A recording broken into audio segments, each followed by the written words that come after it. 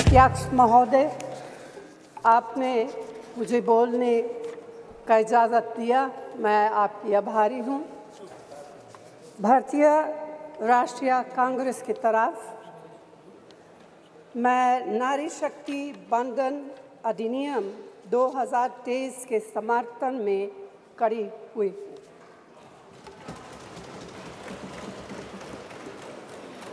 धुएं से भरी हुई रसोई से लेकर रोशनी से जगमगाती हुई स्टेडियम तक भारत की स्त्री का सफ़र बहुत लंबा है, लेकिन आखिरकार उसने मंजिल को छू लिया है। उसने जन्म दिया, उसने परिवार चलाया, उसने पुरुषों के बीच तेज दौड़ लगाई और असीम धीरज के साथ अक्सर खुद को हारते हुए लेकिन आखिरी बाजी में जीतते हुए देखा। भारत की स्त्री के हृदय में महासागर जैसा धीरज है। उसने खुद के साथ हुई बेईमानी की शिकायत नहीं की और सिर्फ अपने फ़ायदे के बारे में कभी नहीं सोचा। उसने नदियों की तरह सबकी भलाई के लिए काम किया है और मुश्किल वक्त में हिमालय की तरह अडिग रही। स्त्री के धैर्य का अंदाज लगाना नामुमकिन है। वह आराम को नहीं पहचानती और तक जाना भी नहीं जानती। हमारे महान देश की माँ है स्त्री, लेकिन स्त्री ने हमें सिर्फ जन्म ही नहीं दिया है, अपने आंसुओं खून पसीने सींचकर हमें अपने बारे में सोचने लायक, बुद्धिमान और शक्तिशाली भी बनाया है। अध्यक्ष महोदय, स्त्री का मेहनत, स्त्री का गरिमा और स्त्री के त्याग की पहचान करके ही हम लोग मनुष्यता की परीक्षा में पास हो सकते हैं।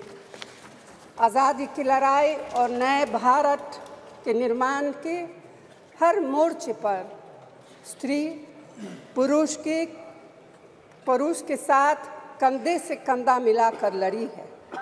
वह उम्मीदों, आकांक्षाओं, तकलीफ़ों और घर गृहस्थी के बोझ के नीचे नहीं दबी। सरोजिनी नायडू, सुचेता कृपलानी, अरुणा असफ अली, विजयलक्ष्मी पंडित, राजकुमारी अमृत कौर और उनके साथ तमाम लाखों महिलाएं से लेकर आज की तारीख तक स्त्री ने कठिन समय में हर बार महात्मा गांधी, पंडित जवाहरलाल नेहरू, सरदार पटेल, बाबा साहब अम्बेडकर और मौलाना आज़ाद के सपनों को ज़मीन पर उतार कर दिखाया है। इंदिरा गांधी जी का व्यक्तित्व इस सिलसिले में एक बहुत ही रोशन और जिंदा मिसाल है। अध्यक्ष महोदय, खुद मेरी जिंदगी का यह बहुत मार्मिक क्षण है। पहली दफ़ा स्थानीय निकायों में स्त्री की भागीदारी तय करने वाला संविधान संशोधन मेरे जीवन साथी राजीव गांधी जी ही लाए थे। उन्होंने लाए थे जो राज्यसभा में 7 वोटों से गिर गया था।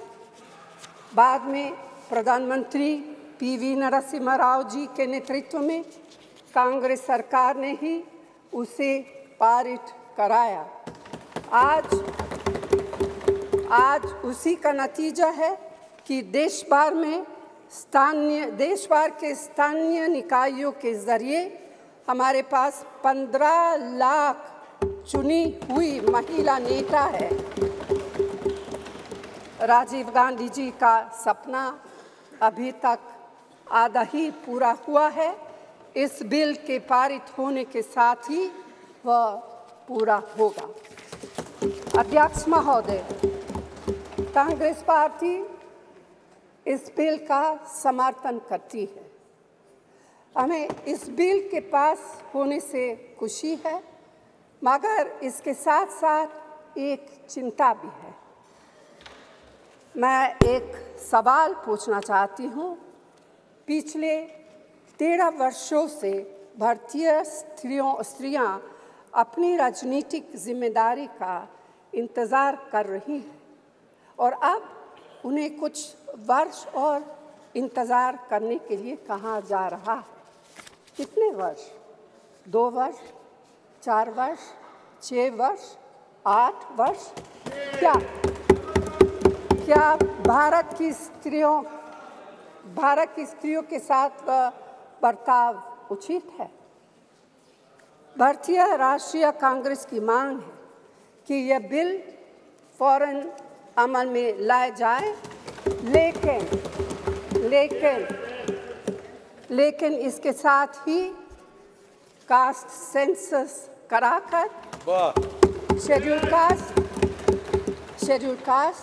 शेड्यूल ट्राइब, ओबीसीज की महिलाओं के आरक्षण की व्यवस्था की भी जाए। सरकार को इसे साकार करने के लिए भी जो कदम उठाने की ज़रूरत है वह उठाने ही चाहिए। अध्यक्ष महोदय, स्त्रियों के योगदान की स्वीकार करने और उसके प्रति आभार व्यक्त करना का यह सबसे उचित समय। इस बिल को लागू करने में और देरी करना भारत की स्त्रियों के साथ घोर नाइंसाफ़ी है।